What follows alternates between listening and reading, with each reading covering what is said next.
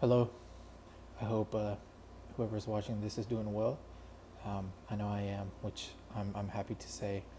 Um, I wanted to come on and talk about something that I've been overthinking about, which I tend to do a lot, which is why I make these videos because I feel like these videos are a way for me to kind of release all that out of my system and kind of just put it out there. And like I always say, whether I get 0 views or 10 views or 20 views or 100 views, this is just more of kind of something for myself. So, I apologize for my appearance as it's pretty late at night and, it's towards the end of the day and I just got back from the gym. But there's something that I've been thinking a lot about over the past, I would say, week and a half or so, which has caused kind of an endless loop in my head and a lot of questions for myself, which, again, questions lead to a lot of overthinking and a lot of hypotheticals, which I know better than probably most people that that's never good. That thing is, in a room full of people, would anybody choose me, right? So as I think and collect and recall about people that are closest to me in life, whether that's family, friends, or anybody else, I always kind of try to think, would that person choose me? And in my head, I have obviously a list of people. Like, I know that if I had a group of people that are closest to me in my life, I know that I would choose this person or I would choose that person. Um, but as I think about that with my own, friends and family, I don't think that there's anybody in life that would choose me. And I think that obviously is a little bit something that I've been thinking about a lot, where it's kind of like, why do I feel like that's the case? Is it true? And if it is true, why would that be the case, right? And the thing that kind of keeps coming back into my head is the fact that I'm kind of nobody's number one, right? So whether it's friends, family, um, anybody, I'm just not anybody's number one, right? I always feel like I'm always there. I'm always, you know, around, or I'm always available, but I'm not someone that, people naturally gravitate to or choose. And kind of as I've talked about kind of to myself and in these previous videos, I think a lot of that has to do with um, the way that people see me because of the way that I have historically seen myself, right? So I never have thought that I am worthy to be chosen. I've never thought that, I'm someone that someone should go in a room and pick. So why would they, right? Um, and as I kind of think of that, I also am realizing that I have kind of no right or uh, no right to be hurt, right? Or to even overthink about that fact, because I never have ever thought about that way myself. So why would someone else? Um, and I think that realization and that question that I've seen on social media, and obviously everybody has heard the saying, in movies, books, televisions, a really famous saying like, "In a room full of people, I would choose you." And as I think about that, about the people in my life, I don't think anybody would choose me. And that was a really hard pill to swallow because, obviously I feel like, I care a lot about people and I'm always there for everyone else, but a lot of times I feel like nobody else is there for me. And this question just kind of reinforces that fact and re-echoed it in my head. Like, I'm always there. Why, why am I feeling like this? Why am I starting to overthink about this? How can I, you know, recalibrate this or reframe this in my head, I should say, and allow myself to grow and improve rather than how I've done in the past, sit and kind of pity myself and victimize myself, right? And again, the realization and the thing that I keep coming back to is because of the fact that I would not choose myself, right? And I don't think that I have any right to tell someone or feel some type of way or even internally that if someone wouldn't choose me, because at the end of the day, that's their choice. They're making that choice for whatever reason. They feel like that's right for them. And furthermore, it's a complete hypothetical situation. So it's like, why am I kind of overthinking and causing myself all this mental angst and, you know, this anxiety and this overthinking and this sadness over something that doesn't even exist?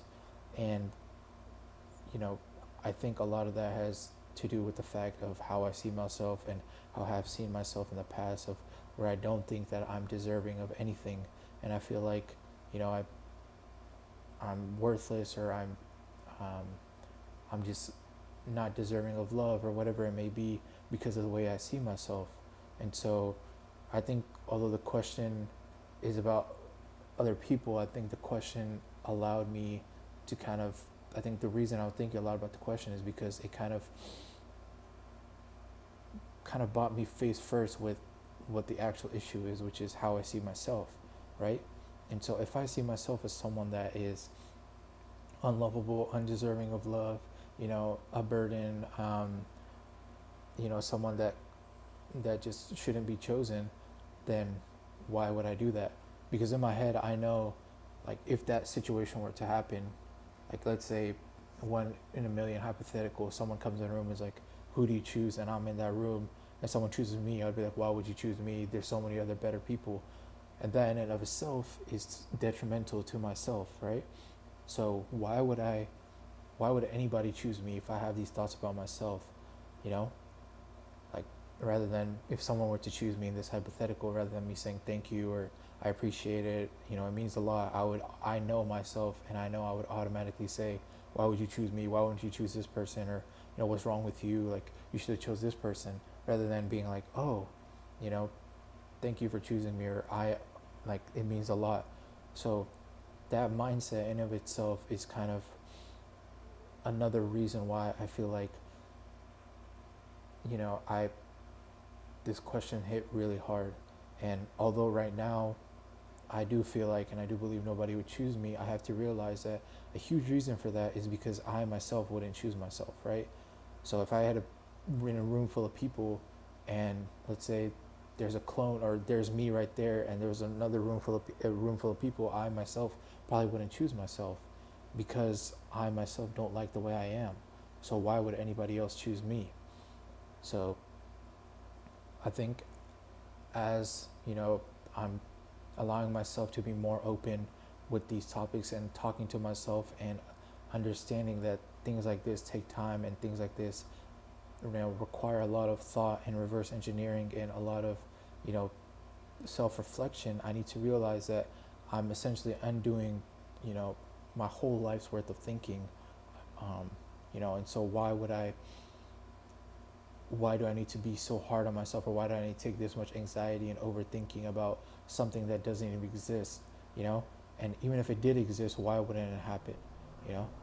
And the kind of, as I said before, the thing that I keep coming back to is, why would anybody choose me if I wouldn't choose myself? And so the thing that I've kind of told myself is that I need to start putting myself first, and I need to start choosing myself in everything, and giving myself that grace, and allowing myself to understand and feel, and start to love myself, and start to see the positives about myself, rather than just always thinking about the negatives, and always being so, like, a negative Nancy or a Debbie Downer, and always being so pessimistic.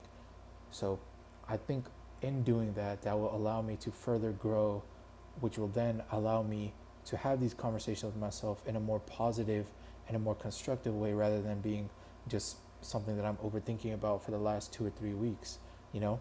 And in realizing this, I think it brings me back to, I'll have a cycle, as I usually do, where I'll be doing really good, and then I'll have a thought or something happens, and I'll come crashing back down, and I start realizing these things about myself.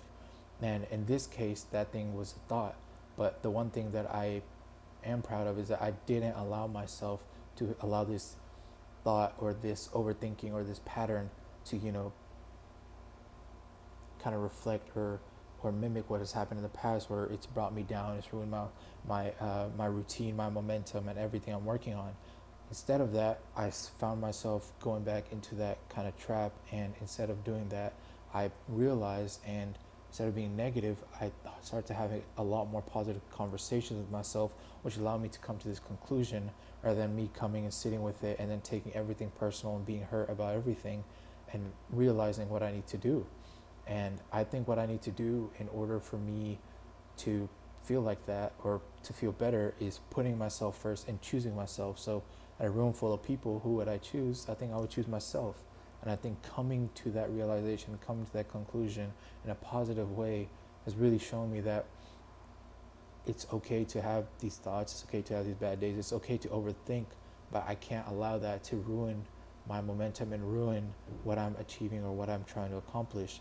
Because in doing that, then I just turn back to my old self and start doing these things which I promised myself I wasn't going to do. And so, something I just wanted to kind of get off my chest is I think right now I'm in a place where nobody, if someone I'm close with or someone I care about walked into a room and they had a room full of loved ones, I don't think I would be someone that they would choose. However, I think I need to now realize that and know what I need to do better in order to be that person for a lot of people in my life, but more so than that, be that person for myself. So again, just wanted to kind of talk about that. It's something that's been on my mind, but I think allowing me to, reflect and think about this has helped a lot. So thank you.